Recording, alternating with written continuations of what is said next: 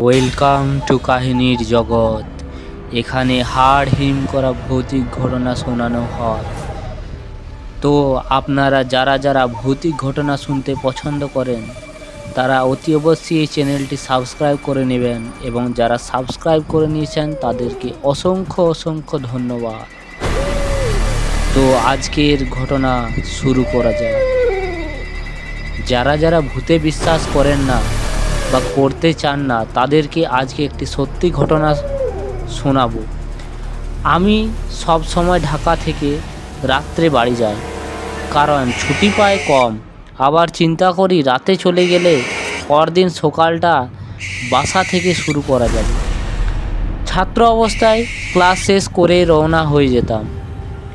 এখনও অফিস শেষ করে সোজা মহাখালী, তারপর ময়মনসিংহ ও হালুরহাট, মোটামুটি 6 ঘন্টা।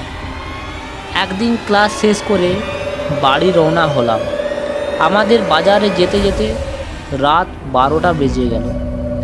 বাজার গিয়ে দেখি সুভাষ, আমার বাল্যকালের বন্ধু, আমাকে দেখে বলল, আমরা তো প্রতিদিন রাতে এই কদমতলায় আড্ডা মারি, তুই খেয়ে চলে আসিস। বাজারে আমার বাসা। বাসায় গিয়ে আম্মার সাথে কথা বলতে বলতে খাওয়া শেষ করলাম। 1টার দিকে বাজারে গিয়ে কাউকে না পেয়ে ভাবলাম সবাই হয়তো চলে গেছে। আমি 2টো সিগারেট কিনে কদমতলি রওনা হলাম। বাজার থেকে কদমতলি 6 কিলোমিটার। তখন আষাঢ় মাস, আকাশে চাঁদও আছে, কিন্তু আষাঢ়ের মেঘ এবং চাঁদের আলো দুটোই মিলে একটি অদ্ভুত আলো আঁধারের খেলা চলছে। এই কালো অন্ধকার আবার যেন ভরা পূর্ণিমা। একটা সিগারেট ধরিয়ে রাস্তায় হাঁটছি। কিছুটা ভয়ও লাগছে। এমন রাতে একা একা হাঁটলে ভূত প্রেতের কথা একটু বেশি মনে পড়ে। বাম দিকে ঘন জঙ্গল থেকে ঝিঝি পোকার শব্দে একটা অদ্ভুত সুর যেন সৃষ্টি হচ্ছে, যে সুরের তালে তালে নিজেকে নিয়ে খুব হারিয়ে যেতে ইচ্ছে করে। মাঝে মাঝে গভীর জঙ্গল থেকে 2-1টা কাক বড্ড বেসুরে কণ্ঠে কা কা করছে। মনে হচ্ছে কোনো মাংস খেকো রাক্ষস যেন কলিজাটা ছিঁড়ে নিয়ে যাচ্ছে। আমি কদমতলির কাছাকাছি যে জায়গায় শ্মশান ঘাট, ঠিক সেই জায়গায় চলে আসলাম। এখান থেকে আমাদের যে জায়গায় বসে আড্ডা দেওয়ার কথা, সেই জায়গাটা স্পষ্ট দেখা যায়। আমি কাউকে দেখতে পেলাম না। মনের ভিতর একটা ভয় জেগে উঠল। এই কারণে গভীর জঙ্গলের পাশ দিয়ে পেছনেও যেতে ইচ্ছে করছে না, কারণ এই জায়গার বাম দিকে কংসা নদী আর ডান দিকে খোলা মাঠ, যার দরুন গা শিরশির করা অন্ধকার ভাবটা এখানে নেই। আমি সোজা কদমতলি গিয়ে একটা সিগারেট ধরিয়ে নদীর ঢেউ দেখছি। ভয়টা কাটানোর জন্য একটু জোর করেই যেন অন্যমনস্ক হয়ে যেতে চাইলাম।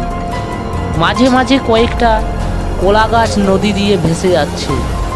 দূর থেকে মনে হচ্ছে কোনো লাশ ভেসে যাচ্ছে। মৃত প্রাণীর গন্ধে বমি হওয়ার অবস্থা। হঠাৎ একটি কান্নার শব্দ শুনতে পেলাম। কিছুটা ভয় পেয়ে গেলাম। আমার কাছ থেকে হাত বিশেক দূরে ঠিক আমার বাম দিকে তাকিয়ে দেখি একটি ঘোমটা দেওয়া মহিলা বসে আছে, আর ওখান থেকে কান্নার আওয়াজ আসছে। ভয়ে আমার আত্মা খাঁজা ছাড়া অবস্থা। শরীর দিয়ে ঘাম পানির মতো বের হচ্ছে, যেন আমি কোনো ঝর্ণার নিচে দাঁড়িয়ে আছি। ডাকব না ডেকে সোজা বাসার দিকে রওনা হলাম। বাসায় গিয়ে হাত মুখ ধুয়ে শুয়ে পড়লাম। পরদিন সকালে আম্মাকে সব ঘটনা খুলে বললে আম্মা বলল, সুভাষ তো ময়মনসিংহ গিয়েছিল 3 দিন আগে, সে তো আসবে আরও পরে। আমি তো অবাক হলাম। সুভাষের চেহারা নিয়ে আমাকে কে বলেছিল কদমতলি যাওয়ার জন্য? শেষে আম্মা যা বলছিল তা ছিল এরকম। সাল 1988।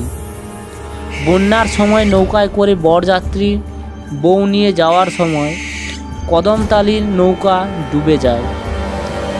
সবাই তীরে উঠলেও কনে আর উঠতে পারেনি।